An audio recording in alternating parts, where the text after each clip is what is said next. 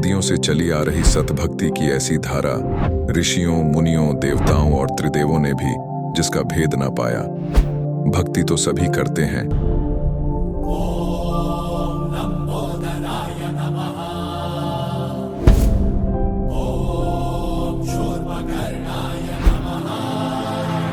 और हरदम यह सोच रहती है कि रहने के लिए आलीशान घर हो, घूमने के लिए बड़े बड़े पार्क हो, खाने पीने के लिए स्वादिष्ट भोजन हो, हम कभी बीमार ना हो, कभी दुखी ना हो और कभी भी ना मरे।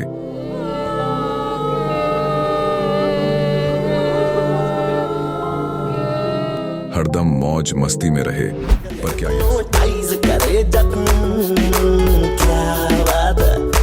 पर क्या यह संभव है? हम सब इतनी भक्ति करते हैं, व्रत करते हैं, श्राद्ध निकालते हैं, कावड़ लेकर आते हैं,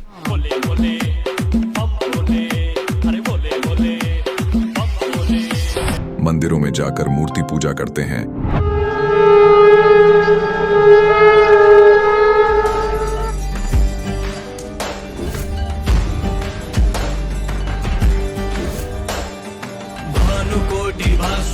भवाब्धितारकं परं नीलकण्ठमीप्सितार्थदायकं त्रिलोचनं कालकालमम्बुजाशमक्षशूलमक्षरम्। चर्च में जाकर प्रेयर करते हैं,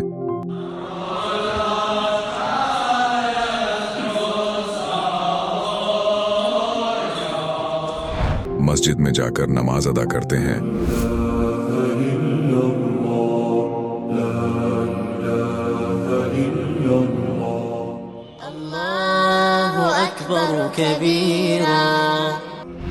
और गुरुद्वारों में जाकर माथा टेकते हैं,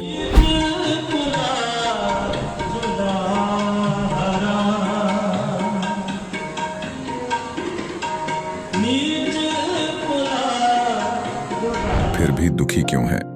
लेकिन क्या आप जानते हैं वो कौन सी भक्ति है? वो भक्ति जिसने मीरा को जहर से बचा लिया, ध्रुव और प्रहलाद की रक्षा की, अंधे को आंखें और बहरे को कान दिए, कोढ़ी को काया दी, दुखियों को सुखी जीवन दिया, मरने वाले को जीवन दान दिया और लाइलाज बीमारियों को दूर किया। जब संत रामपाल जी महाराज जी से दीक्षा ले ली थी, उसके बाद जब उनका कुछ विद इन मंथ कैंसर में राहत मिली। जैसे हम लोग परमात्मा का आदेश आया, हम लोग हॉस्पिटल गए और ऑपरेशन कराया। भगत जी 1 रुपया का भी दवाई माता जी को खाना नहीं पड़ा, और जो डॉक्टर कैंसर है बताते थे, वही डॉक्टर के मुख से हमने ये सुना भगत जी कि ये चमत्कार कैसे हो गया। तो हॉस्पिटल में दिखाया तो कैंसर घोषित कर दिया डॉक्टर ने यहाँ। तो फिर इसके इलाज के लिए घूमे, इलाज भी नहीं हुआ, तो फिर घर पे थक के बैठ गए। कैंसर के लिए जिंदल हॉस्पिटल में रहा, उसके बाद सपड़ा हॉस्पिटल में रहा, उसके बाद जयपुर में दिखाया, उसमें कोई इलाज नहीं हुआ। संत रामपाल जी महाराज जी ने चरणामृत प्रसाद दिया और आशीर्वाद दिया और भक्ति ज्ञान दिया, और उसके बाद मैं तंदुरुस्त हूँ। हर दिन में अपना सब कुछ खाता हूँ, मुझे कोई समस्या नहीं। मेरे को बीमारी ये थी सर कि ब्लड ट्यूब में मेरे को एक प्रकार का पस आ गया था और इन्फेक्शन हो गया था। उस इन्फेक्शन को डॉक्टर लोग वो कह रहे थे कि इसमें आपको ऑपरेशन करना पड़ेगा। आश्रम पहुंचने में परमात्मा का नामदान लिया और जो उन्होंने मुझे उपदेश दिया, उस उपदेश देने के बाद उन्होंने आशीर्वाद दिया। आशीर्वाद देने के बाद तत्क्षण में मेरा ये रोग वहीं के वहीं दर्द बिल्कुल ठीक हो गया। भक्ति सभी करते हैं, लेकिन उपरोक्त लाभ सिर्फ सतभक्ति से ही प्राप्त होते हैं। आज भी सतभक्ति करने वाले हजारों लाखों लोगों को शास्त्र अनुसार भक्ति का अद्भुत अनुभव प्राप्त हो रहा है। आइए जानते हैं ऐसे ही लाखों श्रद्धालुओं में से एक सतभक्ति करने वाले इस श्रद्धालु का अनुभव। नमस्कार जी। नमस्कार। क्या नाम है जी आपका? जी मेरा नाम डॉक्टर शोभा सिन्हा है। शोभा सिन्हा जी, आप कहाँ से हैं? मैं झारखंड राज्य के बोकारो जिले से हूँ। संत रामपाल जी महाराज से नाम दीक्षा आपने कब ली? मैंने संत रामपाल जी महाराज जी से नाम दीक्षा 18 जून 2021 को ली। शोभा जी, आपने क्या क्या भक्ति साधनाएं की हैं, कृपया हमारे दर्शकों को बताएं। हाँ, मैं जो लोक वेद में प्रचलित है वही साधनाएं किया करती थी। ऐसे तो मैं बहुत धार्मिक प्रवृत्ति की नहीं थी कभी भी, लेकिन हाँ मैं अंधविश्वासी ज़रूर थी। जो लोग भी कहते थे कि मुझे ऐसा लगता था कि साधु संतों के पास हर समस्या का समाधान ज़रूर होता है, तो मैं भी उसी तरह चक्कर में ज़रूर फंसी हुई थी। और उन्हीं के कहने पर मैं बजरंग बली की पूजा करने लगी। मैं हर शनिवार को जाती थी जल डालने के लिए, दीपक जलाने के लिए, और मैंने ये अनवरत नाम दीक्षा लेने से 5-6 साल पहले तक पूरा किया। इसके अलावा मैं ज़्यादा कुछ नहीं करती थी। शोभा जी, आपने बताया कि आप पारंपरिक पूजाएं करती थीं, तो फिर संत रामपाल जी महाराज जी के शरण में आने का क्या कारण बना? जी, मैं जो भी पूजाएं करती थी उनसे मुझे हमेशा मैं कुछ उम्मीद में करती थी कि ये मेरे साथ अच्छा होगा, अब मेरे साथ अच्छा होगा, लेकिन ऐसा नहीं हुआ। हमेशा मेरे को साथ तकलीफ़ें ही रहीं। 2021 में मैंने जब नाम दीक्षा ली, उससे 5-6 साल पहले से मुझे सर दर्द रहती थी। मुझे बहुत भयंकर दर्द होता था, इतना तेज़ दर्द होता था कि मैं एक दिन में 3-3 गोलियां खाती थी, इंजेक्शन लेती थी। हर दूसरे-तीसरे दिन मेरा सर दर्द वैसे ही रहता था, और उसके साथ उल्टी की समस्या। मैं बिस्तर पर लेटी रहती थी, एकदम मेरा लाइफ ख़त्म हो गया था। तो और उसके बाद मेरे को एक और प्रॉब्लम थी कि मुझे छाती में दर्द हुआ। 2018 की बात है, मुझे छाती में बहुत तेज़ दर्द हुआ। मैं डॉक्टर के पास गई उसके लिए, तो उन्होंने मुझे दवाइयाँ दी, मैंने खा लिया। लेकिन 1 महीने बाद फिर से मुझे सेम दर्द हुआ, जिसमें कि मैं बिस्तर से उठ नहीं पाती थी, सांस लेने में तकलीफ़ होती थी, और जब भी मैं सांस लूँ मेरी छाती में बहुत तेज़ दर्द होता था। लगता था कि मैं सांस जैसे ही लेती हूँ मुझे बहुत तकलीफ़ होने लगती है। तो उसके बाद मैं फिर डॉक्टर के कहने पर मैंने चेस्ट एक्सरे कराया। चेस्ट एक्सरे में भी कुछ खास नहीं निकला, लेकिन एक शैडो नज़र आया। तो इस आधार पर डॉक्टर ने कहा कि आप बाहर जा कर के कुछ अच्छी तरह से जांच कराइए। तब मैं सर गंगाराम हॉस्पिटल गई 2018 में, सितंबर 2018 में मैं गंगाराम हॉस्पिटल गई दिल्ली। उसके बाद वहाँ पर मेरा 15 से 16 दिन तक लगातार मेरा हर तरह का टेस्ट हुआ, जिसमें जितने भी ट्यूमर्स होते हैं, कैंसर के जो होते हैं, सारा जांच हुआ मेरा। उसमें मुझे डायग्नोज हुआ कि मेरे को ट्यूमर है चेस्ट वॉल में, फाइब्रोजिंग मेडिस्टिनाइटिस जिसका नाम है, और इसमें वो इस पोजीशन पर है कि उसका ऑपरेशन नहीं किया जा सकता है। लेकिन उसके कारण मुझे, हाँ, अगर वो साइज में बढ़ता है तो वो फिर प्रॉब्लमेटिक हो सकता है। तो मुझे हमेशा ये बोल दिया गया कि आपको ठंड नहीं लगनी चाहिए, एलर्जी नहीं होनी चाहिए, वरना जब भी आप खांसोगे, छींकोगे तो उस पर प्रेशर पड़ेगा, हो सकता है कि वो आपका बिगड़ जाए। इस डर में मैं हमेशा जीती रहती थी, लेकिन मेरे पास कोई उपाय नहीं था। मैं जो भक्ति कर रही थी मुझे ज़रा भी इसमें लाभ नहीं हो रहा था। मैं दवाइयाँ खा रही थी। फिर क्या हुआ कि कोरोना का टाइम आ गया। मार्च 2021 में मेरे हस्बैंड का डेथ हो गया कोरोना की वजह से। उसके बाद तो मैं बिल्कुल ही टूट गई। मुझे लगने लगा कि कुछ नहीं मेरे साथ अच्छा हो रहा है, सब बुरा ही बुरा हो रहा है। तो फिर मैंने सोचा कि भगवान, ये जो मैं पूजा कर रही हूँ, जो भी सही में, मैं पहले जो धार्मिक प्रवृत्ति की नहीं थी, लोगों के कहने पर मैं पूजा तो करने लगी बजरंगबली की, लेकिन फिर मुझे लगा कि नहीं, भगवान सही में नहीं है। भगवान होते तो मुझे इतना दुख नहीं देते। करीब मार्च 2021 के 2 महीने बाद तक, मतलब कि मेरा लाइफ ख़त्म हो गया था। मैं रात में उठ करके रोती थी। तो मुझे लगता था कि इतना कम उम्र में जैसे चले गए वैसे ही मैं भी चली जाऊंगी एक दिन, मेरे बच्चे अनाथ हो जाएंगे। मेरे दोनों बच्चे अभी पढ़ रहे हैं, छोटे ही हैं। तो मैं हमेशा सोचती थी कि मेरा फिर क्या होगा, मैं भी इसी तरह चले जाऊंगी जैसे कि वो चले गए। मेरे को भी कोरोना हुआ था, मैं भी डर रही थी। मेरे पास तो डरने का रीज़न था कि मेरे पास मैं चेस्ट वॉल में ट्यूमर लेके घूम रही हूँ फिर से। हाँ, और इसी बीच 2021 में ही, तो जब मेरे हस्बैंड का डेथ हुआ तो उसी मंथ में मुझे जाना था दिल्ली फिर से चेकअप के लिए। मैं हर साल जाती थी, कोरोना की वजह से नहीं जा पाई थी। तो 2021 में मैं जब गई तो उसी समय मेरा पूरा सीटी एब्डामन भी हुआ। उस समय मुझे पता चला कि मेरा लेफ़्ट किडनी काम ही नहीं करता है। तो वो दीक्षा लेने से पहले की बात है, मार्च की बात है, मार्च 2021 की। तो मेरा लेफ़्ट किडनी काम ही नहीं करता है। तो फिर मुझे इतना शौक लगा कि मैं वहीं दिल्ली में ही डॉक्टर के सामने ही मेदांता हॉस्पिटल में, वहीं पर मैंने गुड़गांव में मेदांता हॉस्पिटल में मैं बैठ कर रोने लगी। मैं बहुत बोलने लगी। वहीं पर मैं एक तरह से विक्षिप्त अवस्था में आ गई कि अब तो मेरे को कोई नहीं बचा सकता है। अब मेरा सब कुछ ख़त्म हो गया है, सब कुछ। अब तो मेरे पास किडनी भी नहीं रहा, एक किडनी अब है, उसमें अगर थोड़ा सा भी कुछ प्रॉब्लम आ जाएगा तो फिर मैं एज अ डॉक्टर जानती थी कि फिर उसके बगैर तो मेरा जीना मुश्किल है। और मेरी आर्थिक स्थिति ऐसी नहीं थी, क्योंकि डॉक्टर ने मुझे कह दिया था कि उस किडनी में ज़रा भी प्रॉब्लम हुआ आपको तो सीधे रीनल ट्रांसप्लांट के अलावा कोई चारा नहीं है। मेरी आर्थिक स्थिति भगत जी, मैं डॉक्टर हूँ, मैं सरकारी डॉक्टर हूँ और मैं बहुत ईमानदारी से डॉक्टरी करती हूँ। मैं किसी से एक पैसा किसी भी काम के लिए मैं नहीं लेती। उसके बाद मैं बिल्कुल ही टूट गई थी। अब मुझे कोई नहीं बचा सकता है। मेरी मम्मी पापा मेरे को देख देख करके परेशान हो जाते थे कि मेरी बेटी इतनी योग्य है, सब इसको पसंद करते हैं हॉस्पिटल में, घर में, लेकिन ये तो बिल्कुल टूट रही है, ये ख़त्म हो रही है। उसी बीच किसी भगत जी ने मेरी मम्मी को ज्ञान गंगा पुस्तक ला करके दिया। तब मम्मी ने उनसे मेरे बारे में बताया कि मेरी बेटी के साथ ऐसे ऐसे हुआ है।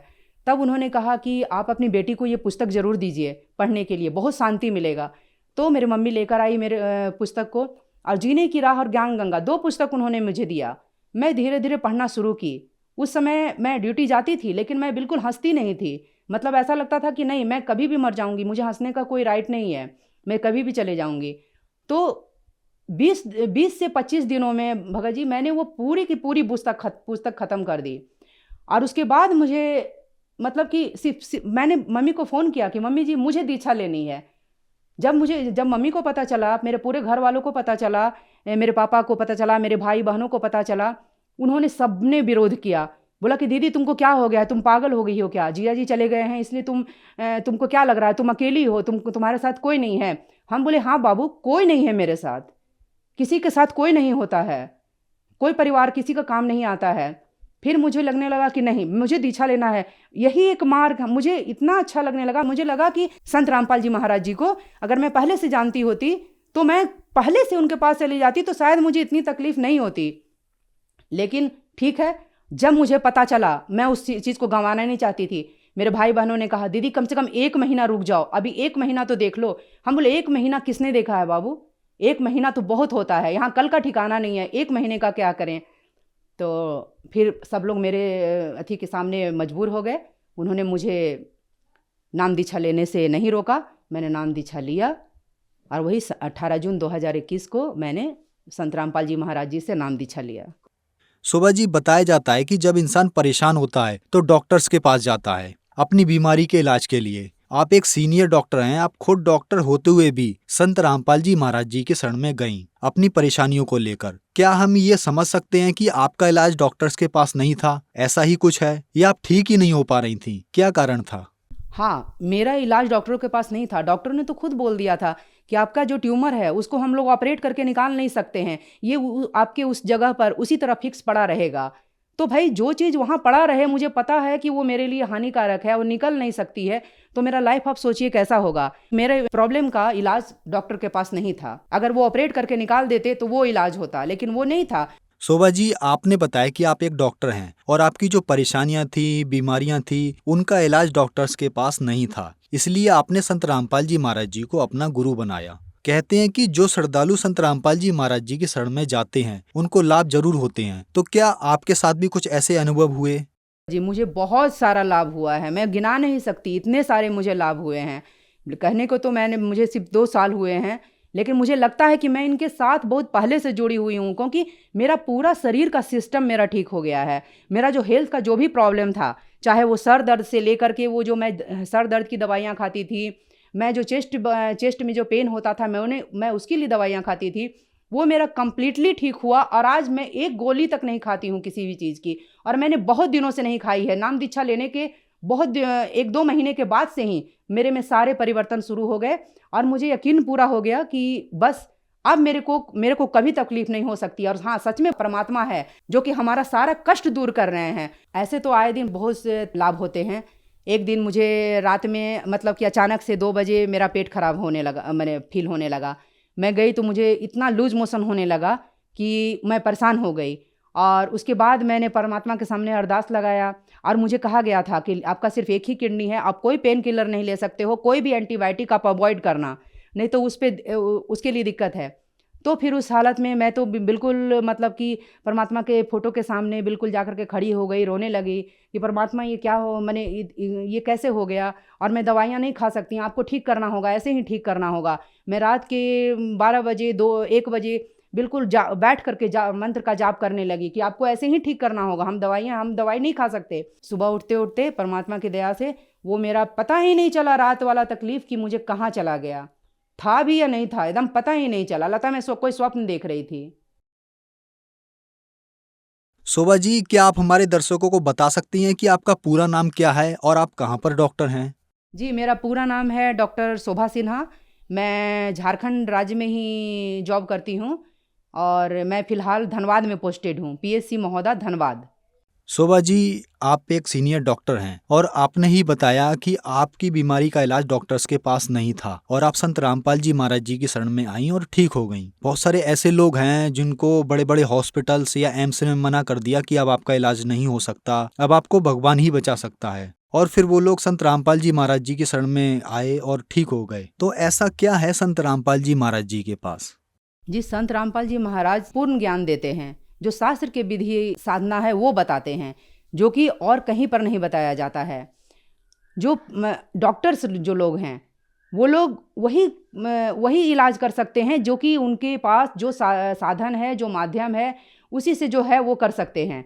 इसके अलावा उनके पास कोई चारा नहीं है, क्योंकि डॉक्टर भी एक जगह आकर के हाथ खड़ा कर देते हैं और फिर वो बोलते हैं पेशेंट को, उसके मतलब रिलेटिव को, कि अब जो करेगा ऊपर वाला करेगा।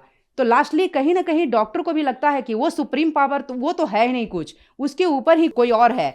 शोभा जी, आपने बताया कि संत रामपाल जी महाराज जी के पास सही भक्ति विधि है। ज्यादातर लोग यही कहते हैं कि संत रामपाल जी महाराज जी के पास सही भक्ति विधि है और शास्त्रों के अनुसार ज्ञान बताते हैं। तो पहला सवाल ये है, क्या शास्त्रों के अनुसार और संत ज्ञान नहीं बताते? नहीं, संत रामपाल जी महाराज जो शास्त्र विधि के अनुसार साधना बताते हैं वो गीता, पुराण, वेद, कुरान शरीफ, पवित्र बाइबल और पवित्र गुरु ग्रंथ साहिब, ये सबको पढ़ करके बताते हैं और वो खोल खोल करके दिखाते हैं कि भाई कहाँ पर क्या लिखा हुआ है।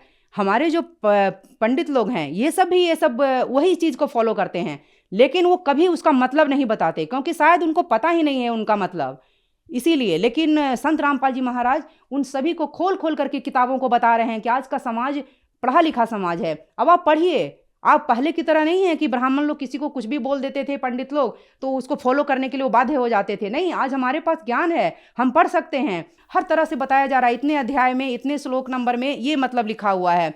तो इसलिए इनकी साधना सही है, क्योंकि ये खोल खोल करके अपने पुस्तकों को दिखा रहे हैं। बाकी सभी धर्म गुरु ऐसा नहीं करते हैं, वो पुस्तक को खोलते नहीं है, वो केवल बोल देते हैं कि गीता में ये है, कुरान में ये है, वेद में ये है, पुराण में ये है, सब कुछ, लेकिन वो खोल खोल के नहीं बताते हैं, क्योंकि उनको खुद ही नहीं पता कि क्या कहाँ लिखा है। जितनी जल्दी हो सके एकमात्र यही परमात्मा है, आप आ करके तो देखिए। मेरा पूर्ण विश्वास है कि आपकी तकलीफें यहाँ आकर के जरूर दूर होंगी। बहुतों की दूर हुई हैं, मेरी दूर हुई हैं। शोभा जी, एक बात और कही जाती है कि संत रामपाल जी महाराज से जब हमने नाम दीक्षा लेनी है तो देवी देवताओं की पूजा छोड़नी पड़ेगी। तो क्या आपने भी जब संत रामपाल जी महाराज से नाम दीक्षा ली तो देवी देवताओं की पूजा छोड़ दी? संत रामपाल जी महाराज शास्त्रों के अनुसार इन्हीं देवी देवताओं की भक्ति करवाते हैं, जिनकी हम पहले कर रहे थे, लेकिन वो विधि के अनुसार नहीं था, शास्त्र विधि के अनुकूल नहीं था। लेकिन वो इनकी आराधना जो है, पूजा जो है, वो शास्त्र विधि अनुसार करवाते हैं, तो वो पूरा का पूरा लाभ देते हैं। अगर कोई श्रद्धालु संत रामपाल जी महाराज से नाम दीक्षा लेना चाहता है तो उसको क्या करना होगा? जी, आजकल बहुत सारे चैनलों पर संत रामपाल जी महाराज जी का सत्संग आता है, उसके नीचे एक पट्टी चलती है जिस पर नंबर लिखे रहते हैं बहुत सारे, उन पर फ़ोन करके आप कोई भी अपने नज़दीकी नाम केंद्र का पता कर सकता है और वहाँ जाकर के दीक्षा ले सकता है, नाम ले सकता है और अपना कल्याण करवा सकता है। शोभा जी, हमारे चैनल पर अपने अनुभव बताने के लिए आपका बहुत बहुत धन्यवाद। सत साहेब। अब जगत गुरु तत्वदर्शी संत रामपाल जी महाराज जी के सत्संग के माध्यम से उस अद्वितीय आध्यात्मिक ज्ञान के बारे में जानते हैं जिसके माध्यम से आप भी प्राप्त कर सकते हैं ऐसे आध्यात्मिक, मानसिक और भौतिक सुख जो अभी तक आपने सिर्फ मीराबाई, ध्रुव, प्रहलाद जैसे कुछ ही भक्तों की जीवन कथा में सुने होंगे। अब सुनिए तत्वदर्शी संत के संग शास्त्र अनुकूल भक्ति सत्संग, ऐसा अद्वितीय आध्यात्मिक ज्ञान जिसका है सर्वधर्मों के पवित्र शास्त्रों में प्रमाण। कलयुग को परमात्मा कबीर जी ने 3 चरणों में बांटा है। प्रथम चरण जब स्वयं आए थे, अब बिचली पीढ़ी जो अब चल रही है, और अंतिम लास्ट वाले कर्तगनी हो जाएंगे कलयुग के जीव, वो भक्ति नहीं करेंगे, मांसाहारी बकवादी हो जाएंगे। अब ये क्रीम टाइम है, प्राइम टाइम, जिनको अब मनुष्य जीवन मिलेगा, जो पुण्यात्मा है फटाफट परमात्मा भेजेगा उनको और ज्ञान ग्रहण करेंगे। आपके घर ऐसी पुण्यात्मा होंगे बेटा और बेटी आते भगवान की भक्ति पर लग जाएंगे, उनके आप पर कर्म बन जाएंगे, उनको कोई दुख नहीं आवे, टेंशन खत्म हो जाएगी सारी। ऐसी पुण्यात्मा आपके घर पे आऊंगी। कबीर साहब कहते हैं जो भक्ति बीज होवे जो हंसा, जो मेरी शरण में आ गया और तारू तास के 71 वंशा, उसके 101 पीढ़ी पार कर दूंगा। 42 की तो बात छोड़ो।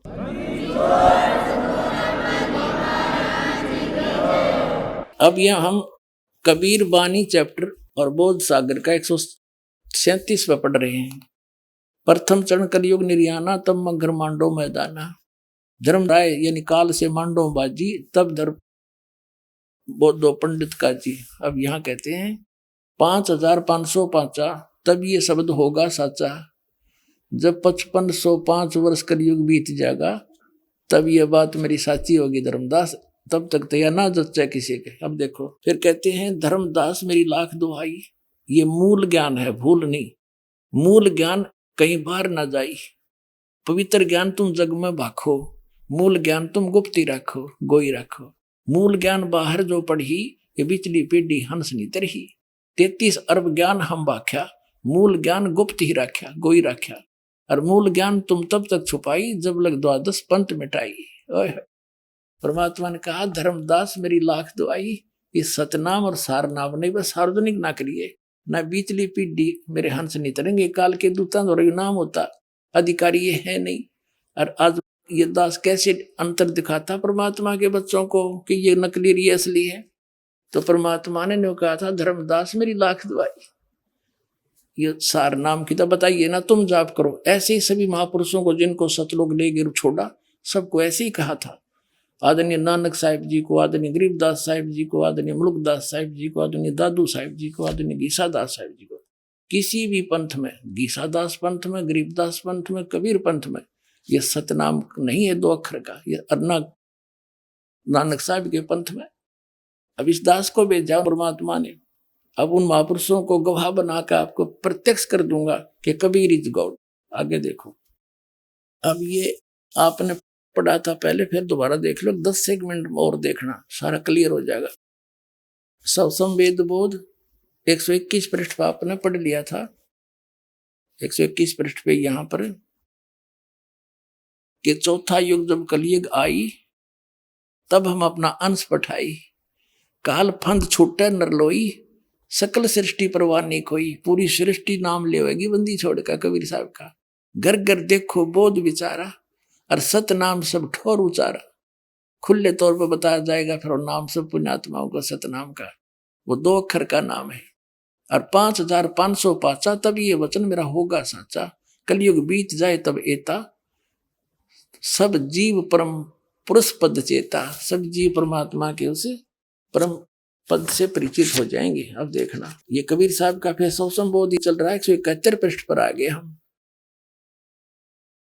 पुण्यात्माओं, इसमें लिखा है 5 सेंस और 500 जब कलयुग बीत जाए, परम पुरुष फरमान तब जग तारण को आए। कबीर साहब कहते हैं जब 5000 यानी 5500 कलयुग बीत जाएगा, जब एक महापुरुष आवेगा।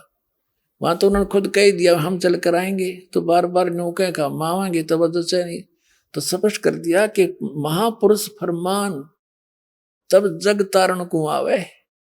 हिंदू तुर्क आदि सब जेते जीव जहान, और सत नाम की साख गए ये पावा पद निर्वाण। पूरे जितने भी जीव हैं, हिंदू हैं, मुसलमान हैं, या कोई सिख है, कोई भी आगे जो चलेंगे, सारे जितने भी जीव जहान में और जो सत नाम की साख ले, वो पावा पद निर्वाण। निर्वाण माने मोक्ष पद प्राप्त करेंगे। यथा श्रीतगण आप ही मिले संधु में धाये, सत सुकृत के मध्य तिमी सभी पंथ समावे। कहते हैं जैसे सिंधु में, समुद्र में दरियागण, ये दरियाएं जैसे गंगा जमुना सरस्वती सारी कहते हैं अपने आप धाय कर दौड़ कर उसमें जाकर मिलकर एक रस हो जाती हैं। ऐसे सारे पंथ एक दिन इस सच्चाई को समझ के उस मेरे वाले दास के द्वारा चलाए गए उस पंथ में महापुरुष, वो तो मान थे इसलिए मान को महान ही कहते हैं, हम तो दास हैं। कहते उसके द्वारा चलाए गए पंथ में ऐसे भाग भाग का होंगे जैसे समुद्र में दरिया सपीट तो जाकर मिल जाया करती है, निर्बाध होकर के आ जाते हैं। तो ऐसे सब एक हो जाएंगे सारे पंथ। देखिए, यथा सरित गण आप ही मिले सिंधु में धाये, और सत सुकृत के मध्य तिमी, उस सच्चे पंथ के मध्य ये सभी पंथ ऐसे समावे। ओए होए, जब लग पूर्ण होए नी ठीके को तिथि वार, कपट चातरी तब लो ये सब संवेद निर्धार। कबीर साहब कहते हैं जब लग यो मैंने समय दर दिया यो 5505, जब तक यो ठीक का समय नहीं आवेगा, ठीक माने निर्धारित समय, तब तक जब मेरा सब संवेद का ये वचन निराधार दिखाई देगा। ये उस दिन सच्चा हो जाएगा जब वो दिन आ गया, पुण्यात्मा आ गया वो ठीक का दिन। ये सारे झाड़ के दर दिए दास ने।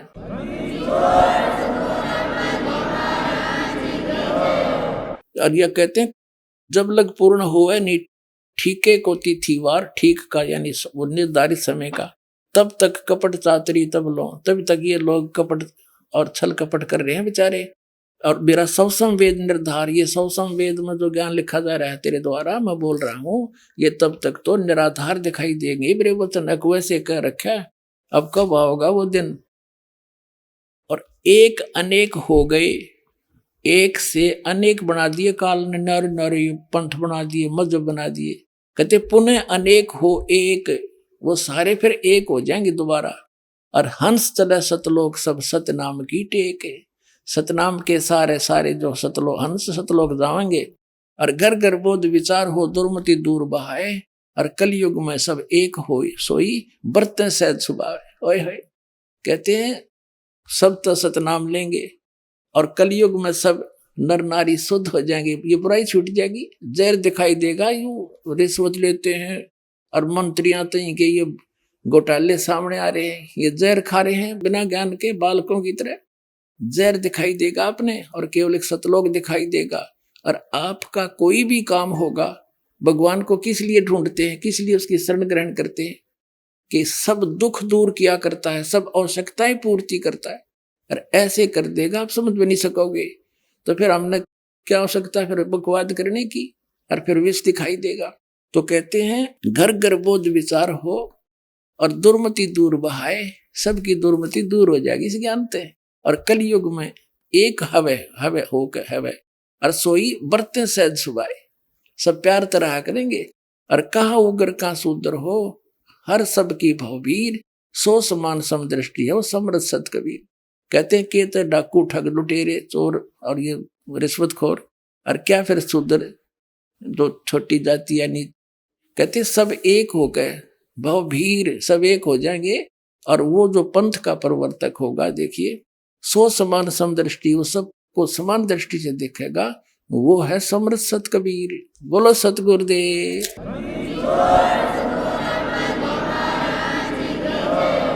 एक 5 मिनट का सत्संग और सुनाता हूं।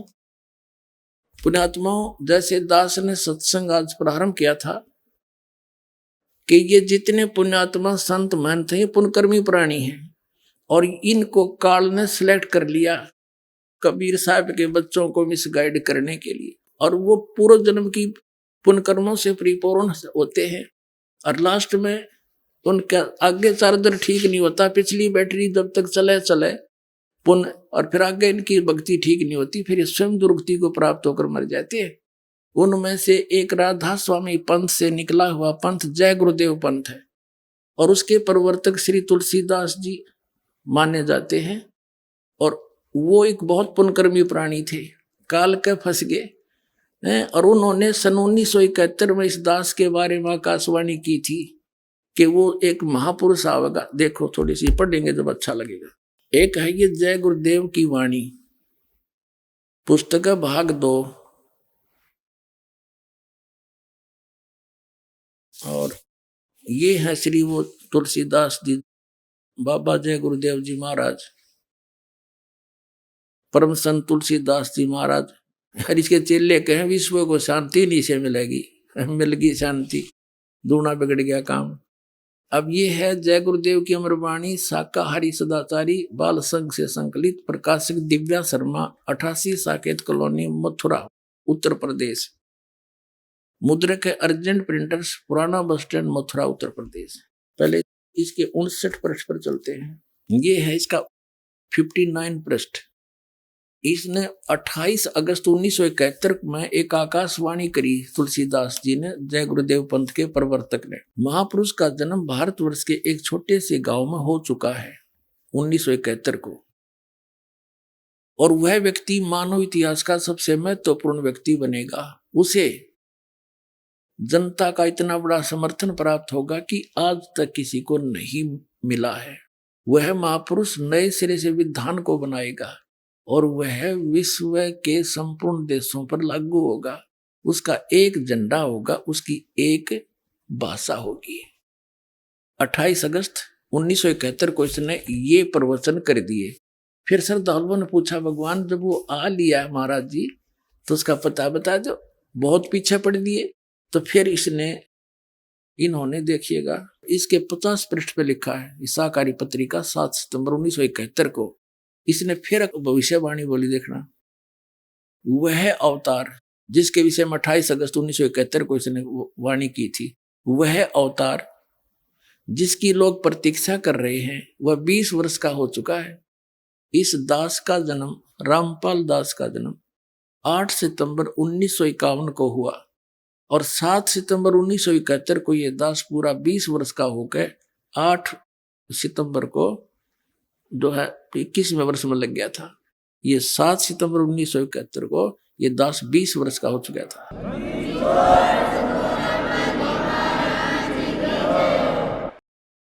वह अवतार जिसकी लोग प्रतीक्षा कर रहे हैं 20 वर्ष का हो चुका है, और यदि उसका पता बता दूं लोग पीछे पड़ जाएंगे। अभी ऊपर से आदेश बताने के लिए नहीं हो रहा है, मैं समय का इंतजार कर रहा हूं और सभी महात्माओं ने समय का इंतजार किया है। समय आते ही सबको सब कुछ मालूम हो जाएगा। अपने आत्माओं,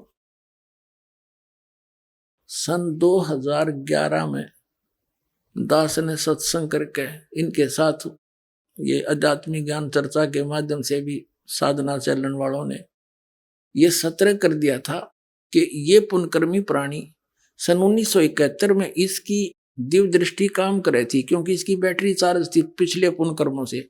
आगे ये 500 नाम काल के जाप करे था, वो कोई भक्ति थी नहीं। तो 2011 में दास ने ये कहा कि यदि आज इसकी दिव्य दृष्टि काम कर रही है तो ये बता दे वो कौन है। 20 वर्ष का था 1971 में, इसको बता देना चाहिए कि बरवाला मारे हर जाओ भाई, ले लो नाम, जाओ तो कल्याण करवा लो।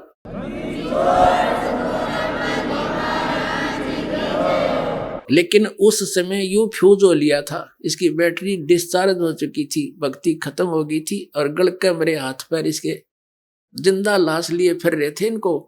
और जब इसका जू नहीं रहेंगी तो 2-3 महीना बाद से इसकी टकटा काट दी परमात्मा ने। या तो इसके लिए सुअवसर दिया था दाता ने कि अपने भार मुक्त हो जाता, और परमात्मा के बच्चे आसानी से आगे इसके कहते ही सारे मान जाते। वे चलो पहले से कहा करते थे, एकदम सारे समझ जाते। लेकिन इसने उस बात पर असर नहीं किया, इसलिए यो कुछ ही दिनों के बाद काल ले गया, इसने उठा कर छोड़ दिया दाता ने। ना 116 वर्ष जिया यो, इसलिए रखा हुआ था कि यो कह दे एक बार अपने मुख से, जाओ भाई वो आ रहा है जिसके बारे में 1971 में कहा था। तो ये भी क्रेडिट यो नहीं ले सका। तो पुण्यात्माओं, एक नस्त्रेदमस की आप भविष्यवाणी पढ़कर देखना इस दास के लिए। कहते हैं इस काल के लोक में कबीर साहब कहते हैं, हमने अपनी महिमा आप पे बखानी, हमारे बारे में कोई दूसरा बतानिया नहीं कोई भी। आप पे आरती, आप पे साजे, आप पे किंगर, आप पे बाजे, आप पे ताल झांझन कारा, आप नचाप देखनार, कह कबीर ऐसी आरती गाऊं, आप मध्य आप पे समाऊं। तो हमने आप पे बतानी पड़े ये सारी कहानी, वह कौन हूं, मैं कौन हूं, कहाँ है, कैसे लाभ होगा। अब जैसे इन भविष्य वक्ताओं का तो काम इतना है जैसे कोई खगोल भगोल का ज्ञाता, और ये बता दे कि अभी परसों 6:35 पर सूर्य उदय होगा, और वो ना बताते तो भी होना था, क्योंकि तो परमात्मा का विधान है। तो इन्होंने बता दिया, अच्छी बात है कि वो ऐसे ऐसे है ना। तो परमात्मा ने तो पहले कह रखा कि जब सन 1398 भगवान आए थे तो 120 वर्ष रहे थे, 1518 में गए थे। उसी समय कह दिया था कि ऐसे ऐसे होगा, उसका वचन था, जिसके वचन से सब ब्रह्मांड घूम रहे। उन्हीं के वचन से आज पूरे विश्व में ये शांति फैलेगी, सारा संसार भगवान की भक्ति करेगा, घर घर में शांति होगी और सबके काम इतने सुख होंगे आप सोच भी नहीं सकते। तो उस परमात्मा का विधान था, ये ना बताते तो भी यो दिन तय आना ही था। बोलो सतगुरुदेव।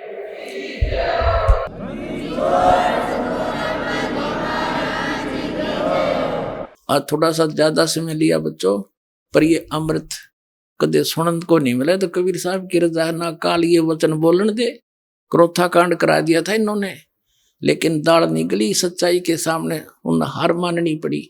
और आज देखो परमात्मा की जय जयकार होगी, आपके ऊपर रहम किया दाता ने। बोलो सतगुरुदेव।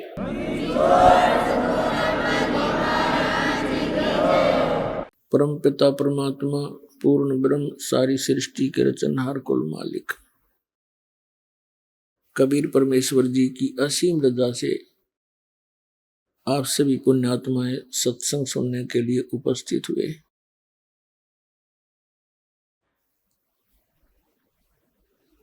प्रथम तो मनुष्य जीवन मिलना दुर्लभ है। असंख्य जन्मों के ये कष्ट उठाकर पशु पक्षियों की योनियों को भोग कर हम एक मानव शरीर प्राप्त करते हैं। मानव शरीर प्राप्त होने पर सतगुरु का मिलना उससे भी दुर्लभ है। तो पुण्यात्माओं, आप कितने शुभ कर्मों से युक्त हैं, आप कितनी अच्छी आत्मा हैं। आप जी को ये दोनों ही दुर्लभ वस्तु सुलभ हुई। आप कोई आम आत्मा नहीं है, आप विशेष पुण्यकर्मी प्राणियों में से हैं। लखबर सूरा जूझ ही लखबर सावत दे, और लखबर यति जहान में तब सतगुरु शरणा ले। बहुत बहुत जन्मों तक आप परोपकारी प्राणी रहे हो, ऐसे शुभ कर्मी प्राणी आप रहे हो, कभी किसी का बुरा किया नहीं। परमार्थ में ही बहुत से जन्म आपने व्यतीत किए। लखबर सूरा जूझ ही लखबर सावत दे, लखबर यति जिहान में तब सतगुरु शरणा ले। और आप जी को परमात्मा कभी ना कभी किसी ना किसी युग में अवश्य मिले हैं। और जब परमात्मा मिलते हैं वो अपनी प्यारी आत्माओं को भक्ति से जोड़ देते हैं। जैसे 600 वर्ष पहले वो परमेश्वर परम अक्षर ब्रह्म सत्य पुरुष, जिसे संत भाषा में परम पुरुष भी कहते हैं, सत्य पुरुष भी कहते हैं, उनका वास्तविक नाम है कबीर साहब, कबीर देव, कबीर परमेश्वर। अमर पुरुष, परम अक्षर पुरुष, सत्य पुरुष, ये उनके उपमा के नाम हैं। सत्य पुरुष माने अविनाशी भगवान, परम पुरुष माने श्रेष्ठ पुरुष, उत्तम पुरुष, और परम अक्षर ब्रह्म, परम अक्षर पुरुष यानी सबसे श्रेष्ठ, सबसे वास्तव में अविनाशी परमात्मा। तो यहाँ वो परमात्मा 600 वर्ष पहले भारत वर्ष की इस पवित्र भूमि पर, वैसे तो परमात्मा के लिए कोई बाधा नहीं है, कोई सीमा नहीं है, क्योंकि परमात्मा कहते हैं बलख और विलायत तक हम ही धारे भेख। बलख बुखारे में भी हम गए, विलायत में यानी इंग्लैंड के अंदर भी, कहते यहाँ वहाँ पूरी पृथ्वी पर हम अपने बच्चों को संभालने के लिए जाते हैं। तो इस प्रकार इस भारत की उस पवित्र भूमि पर परमात्मा ने अपने पवित्र चरण रखे, सतलोक से आकर एक कमल के फूल पर विराजमान हुए, एक शिशु रूप धारण करके। फिर उनको नीरूनी मां नाम के एक दंपत्ति जुलाहा उठा ले गए। जुलाहे के घर उनकी परिवर्ष की लीला होने के कारण और बड़ा होकर के परमात्मा जुलाहे का कार्य करते थे, इसलिए वो धानक जुलाहा, कबीर जुलाहा नाम से प्रसिद्ध हुए। लेकिन वो परमात्मा है। फिर छोटी आयु में ही वो जो उद्देश्य लेकर आते हैं वो अपना कार्य शुरू कर देते हैं। उनका जन्म नहीं हुआ, कबीर जी सहशरीर आए थे, सहशरीर चले गए थे। तो पुण्यात्माओं, आप कभी ना कभी उस परमेश्वर की शरण में रहे हो, इस युग में भी रहे हो। जो शीघ्र आ रहे हैं ये इस युग के ही संबंधित प्राणी हैं, क्योंकि एक ही घर में, एक ही परिवार में 5 सदस्य हैं। 2 दीक्षित हो जाते हैं, 3 विरोध करते रहते हैं। तो जो परमात्मा के पिछले संस्कारी हंस हैं वो तुरंत आ जाते हैं, और शेष विरोध कर रहे होते हैं वो भी कुछ दिनों में। परमात्मा दयालु हैं। जिस घर में भगवान की वाणी शुरू होगी, भगत मंत्र जाप करते हैं, तो उनके अंदर भी उसका असर होगा, और धीरे धीरे फिर वो एक दिन उनके ऊपर जो पाप कर्मों का दबाव है वो हट जाएगा। उनकी आत्मा में फिर कुछ चेतना आएगी, तो वो भी दीक्षित हो जाएंगे। वो थोड़ा देर से आएंगे, आना पड़ेगा। अब इसका कारण क्या है कि जैसे कोयल मादा पक्षी जो है अपना अलग घोंसला बनाकर अंडे उत्पन्न नहीं करती, क्योंकि उसके अंडों को काग खा जाते हैं, छोड़ते नहीं। वो थोड़ी सी बुद्धिमता से काम लेती है। किसी मादा कौवी ने अंडे दे रखे हो घोंसले में, तो मादा कोयल भी जब वो कौवी कहीं चोगा चरने के लिए, अपना आहार के लिए बाहर गई होती है, पीछे से उसके घोंसले में अपने अंडे उत्पन्न कर देती है। जब वो कौवी वापस आती है तो देखती है कि 2 अंडे थे, 4 कैसे हो गए। वो ये पहचान नहीं पाती कि मेरा अंडा कौन सा है, इसलिए वो चारों को ही परवरिश देती है, और फिर वो अंडों से बच्चे जब निकल जाते हैं उनकी शक्ल भी एक जैसी ही होती है, और कौवी का उन चारों के अंदर वैसा ही मोह बना रहता है। मादा कोयल दूर से बैठकर देखती रहती है। जब वो बच्चे उड़ने योग्य हो जाते हैं, कुछ दूर तक उड़कर वापस घोंसले में आते हैं। थोड़ी सी दूरी पर वृक्ष पर बैठकर कोयल वहां अपनी बोली बोलती है, कुहू कुहू की आवाज लगाती है। जो कोयल वाले बच्चे होते हैं वो अपनी माँ की वाणी को सुनकर, आवाज को सुनकर ऐसे चौकन्ने होते हैं,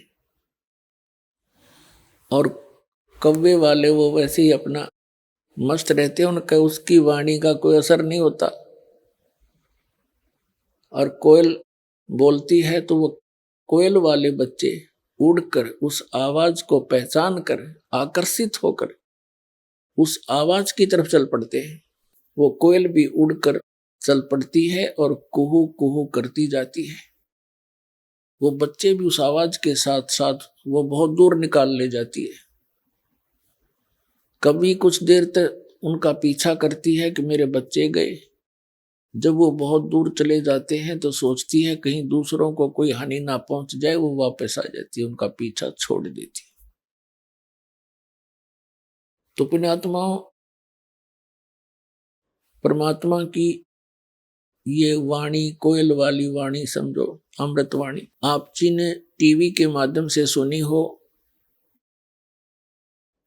या किसी पुस्तक का अध्ययन करके ग्रहण की हो, आप वो पुण्यात्मा है, परमात्मा के बच्चे हो,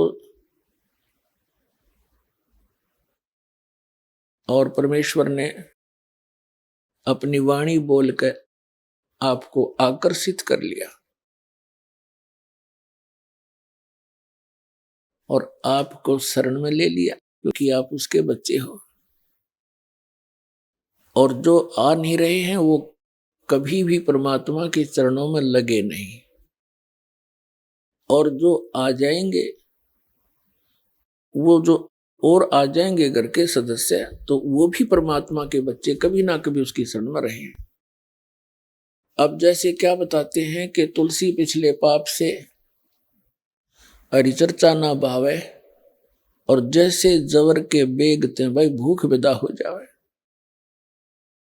जैसे किसी को जवर हो जाए, मलेरिया हो गया, तो उसको आहार भी कड़वा लगता है, मूर्खा दाख भी कड़वी लगती है, और काजू किस्मत सेब संतरे और प्रतिदिन करने वाला आहार भी कड़वा लगता है। वो पदार्थ कड़वे नहीं है, उस जवर ने उसके शरीर की व्यवस्था बिगाड़ दी, जिसके प्रभाव से उसको स्वादिष्ट पदार्थ भी अस्वादिष्ट लगते हैं। तो इसी प्रकार तुलसीदास जी कहते हैं, तुलसी पिछले पाप ते हरिचर्चा ना भावे, और जैसे जवर के बेग से भूख विदा हो जावे। तो उनके ऊपर पाप कर्मों का दबाव अत्यधिक है, उनको पाप कर्मों का जवर बना हुआ है, मलेरिया बन गया। अब किसी को जवर हो जाता है, मलेरिया जवर हो जाता है, उसका उपचार क्या है कि ना चाहते हुए भी वो कुनीन की कड़वी कड़वी गोलियां खानी ही पड़ेंगी, और उन कड़वी दवाई को खाने से ही उसका मलेरिया जवर शांत होगा। और जितना नॉर्मल होता चला जाएगा उतनी ही भूख उभरती चली आएगी, और जब जबर समाप्त हो जाएगा, वही व्यक्ति जो पहले एक ग्रास भी मुख की तरफ नहीं कर सकता था, अब वो लुखी सुखी 3-3 4-4 रोटियां खाने लग जाता है। इसी प्रकार जिन व्यक्तियों के बहन भाइयों के पाप कर्म अत्यधिक है, उनको परमात्मा की चर्चा अच्छी नहीं लगती। कबीर साहब कहते हैं, कबीर पिछले पाप से हरि चर्चा ना सुआवे, कै ऊंगे कै उठ चले, ना और बात चलावे। कहते हैं जिनके पाप कर्म ज्यादा हैं, जिसके कारण उनकी आत्मा पर अंतःकरण में एक ऐसी व्यवस्था बन गई, उनको परमात्मा की जो अमृत कथा वो भी अच्छी नहीं लगती, वो भी नहीं सुहाती। तो उसका इलाज क्या है? जैसे आप किसी अपने मित्र को, भाई को, बहन को, बहनें अपनी सहेलियों को, माता या किसी अन्य रिश्तेदार को समझाने की चेष्टा करते हैं, तो जिनके पाप अधिक है वो 2 मिनट के बाद कहते हैं तो छोड़ इस बात ने, और बात बतला। और इस परमात्मा की चर्चा ने छोड़ कहते सारी रात चुगली करें जाओ किसी की, नो प्रॉब्लम। लेकिन भगवान की चर्चा उन्हें अच्छी ना लगती। अच्छी क्यों नहीं लगती? क्योंकि उनके पाप कर्मों का दुष्प्रभाव बढ़ रहा है। उसका इलाज क्या है? ये कुनीन खानी पड़ेगी, कड़वी, ना चाहते हुए भी खानी पड़ेगी, और तब भी बात बनेगी। तो उसका परमात्मा ने बहुत दया बख्शी है। जैसे एक परिवार में 5 सदस्यों में से 2 ने नाम ले लिया, 3 नहीं लेते, कोई बात नहीं। अब उनके पाप कम थे, 1 के 2 टेबलेट्स थे, ठीक हो गए, क्योंकि ज्ञान तो उन्होंने भी सुना, तभी आकर्षित हुए। अब परमात्मा दया बख्शते हैं। दोपहर ने असुर निकंदन रमैणी, सुबह नित्य में, शाम को आरती, ये तो खूब आवाज में लगाते हैं अपने घर में, सबके ऊपर असर पड़े। और बाकी उस घर के 2 सदस्य मंत्र जाप करते हैं, तो उस मंत्र के जाप की भी शक्ति अपने आप वहां फैलती है, उसकी प्रभाव फैलता है परिवार में। तो वो जो नहीं नाम ले रखा, उनके भी असर होना शुरू हो जाता है। तो परमात्मा बड़े दयालु है। ये सभी उसी के बच्चे हैं। जो भक्ति ना करते वो भी मालिक के बच्चे हैं, वो निकम्मे बच्चे हैं। जो भक्ति कर रहे हैं वो अच्छे बच्चे हैं। उन निकम्मों को भी परमात्मा अच्छे बनाओगा, क्योंकि माता पिता यही चाहते हैं मेरे सारे बच्चे और ठीक हो जाएं। अब घर के सदस्य घर से बाहर कहाँ जाएंगे? परमात्मा की वाणी उनने सुननी है पड़ेगी, और कभी ना कभी वो बुखार उतर जाएगा और फिर वो उनसे भी आगे बैठे पाओगे बरवाला आश्रम में। तो ये परमात्मा का ऑपरेशन है।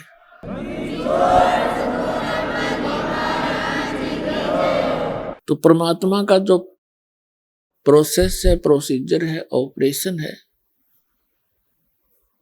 ये कंप्लीट होता है।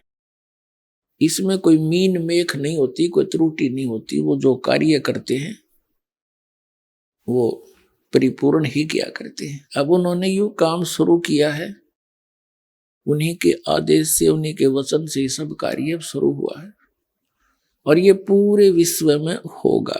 बहुत दिन हो गया हमने डले डोत्या ने, आज तक बताओ क्या साथ लेकर गया कोई प्राणी? किसी का इतिहास देख लो। कबीर साहब फिर हमें ज्ञान देते हैं, हमें ये ज्ञान हो जाएगा कि यहां कितना ही धन जोड़ लेते हो आप, संपत्ति बना लेते हो और 1 सेकंड में मृत्यु हो जाती है।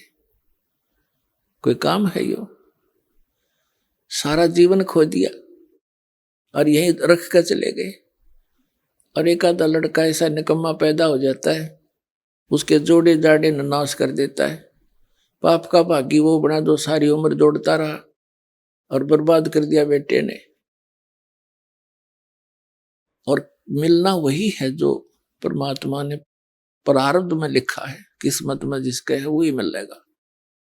जब तक वो परमेश्वर कबीर जी की शरण में नहीं आते, और परमात्मा कबीर जी की शरण में आने के बाद फिर तो कहने की आवश्यकता है कोई नहीं। आपके भाग्य में ना होगा तो देगा परमात्मा आपको, जो आपके लिए अनिवार्य होगा। कोई बकवाद मांगोगे वो नहीं देगा, क्योंकि आप अंडर ट्रीटमेंट हैं। आप परमात्मा के दरबार में मोक्ष उद्देश्य लेकर आइए, उससे फिर सारा ही लाभ हो जाएगा। एक मोक्ष उद्देश्य लेकर आओगे तो आपको सर्व लाभ होंगे, या कोई अन्य ही उद्देश्य लेकर आओगे, कोई संकट निवारण के लिए, कोई पुत्र संतान प्राप्ति के लिए, कोई धन वृद्धि के लिए, वो डिमांड तो यहाँ करना, चलो करते तो हैं, बालक हैं, बच्चे हो, कुछ दिनों में इस ज्ञान से आपको पता लग जाएगा। क्योंकि परमात्मा कहते हैं क्या मांगू, अपनी महिमा आप हमें समझाते हैं। क्या मांगू कुछ थिर ना रहाई, और देखत नैन चला जग जाई, 1 लख पूत 1.25 लाख नाती, उस रावण के आज दीवान बाती। क्या बहादुर बंदे हाथी, आवत संग ना कोई जात संगाती, और क्या बहादुर बंदे हाथी। कहे कबीर अंत की बारी, जैसे हाथ जाड़ कर चले जुआरी।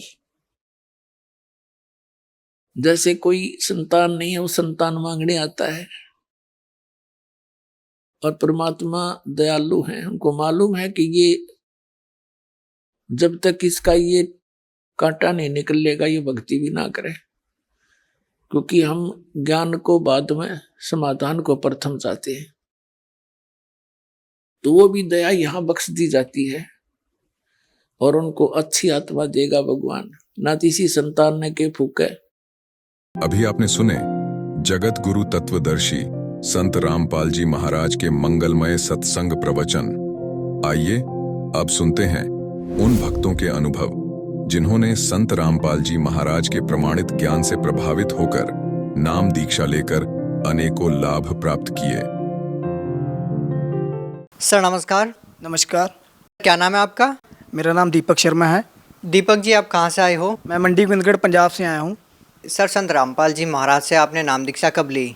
मैं संत रामपाल जी महाराज जी से दीक्षा 16 सितंबर 2016 को ली। मैंने उनका ज्ञान समझा, उनकी बुकें जो थी ज्ञान गंगा थी, मैंने बुकें पढ़ी और मुझे बुकें पढ़ के बहुत अच्छा लगा, उसका ज्ञान का पता लगा।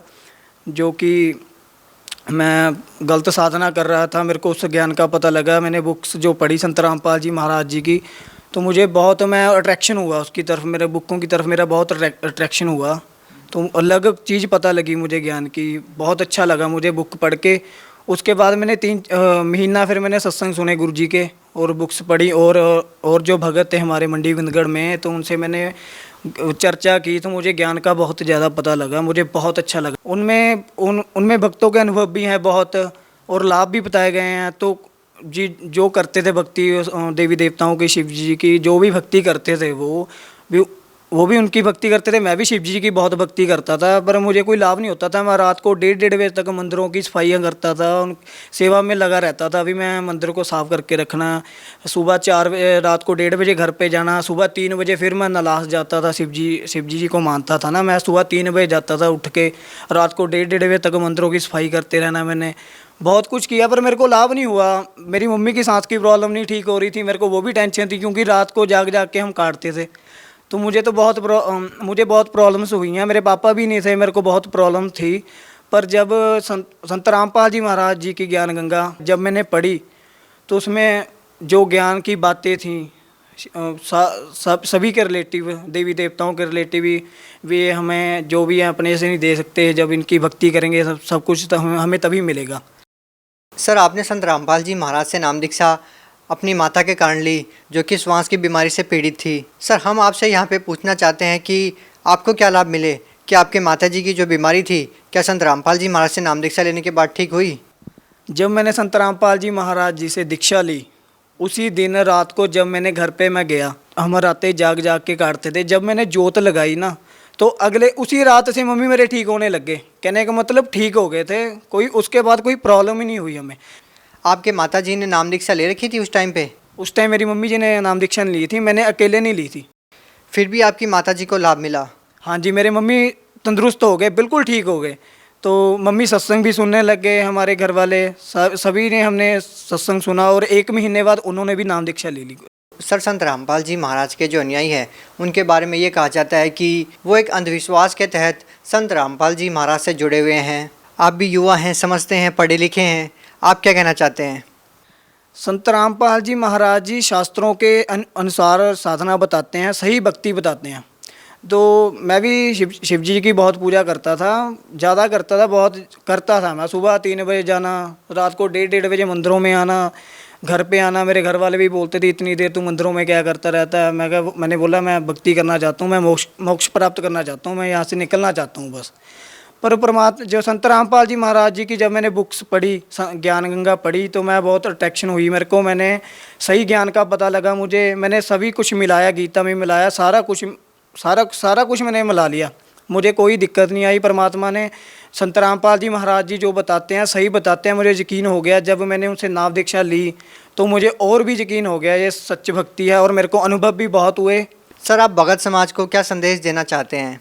मैं भगत समाज को यही संदेश देना चाहता हूँ, संत रामपाल जी महाराज जी की शरण में आए और सही ज्ञान प्राप्त करें, और सही ज्ञान पढ़े, और उनके सत्संग सुने, और उनकी शरण में आए और अपना कल्याण करवाएं। सर, और भी बहुत सारे लोग हैं जो संत रामपाल जी महाराज से नाम दीक्षा लेना चाहते हैं, तो सर वो उनसे नाम दीक्षा कैसे ले पाएंगे? अब तो बहुत सारे टीवी चैनलों पे संत रामपाल जी महाराज जी के सत्संग आते हैं, और नीचे पीली पट्टी दी होती है, उन नंबरों पे डायल करके आप अपने नज़दीकी नामदान केंद्र में निःशुल्क नाम दीक्षा ले सकते हैं। जी धन्यवाद। सत साहिब।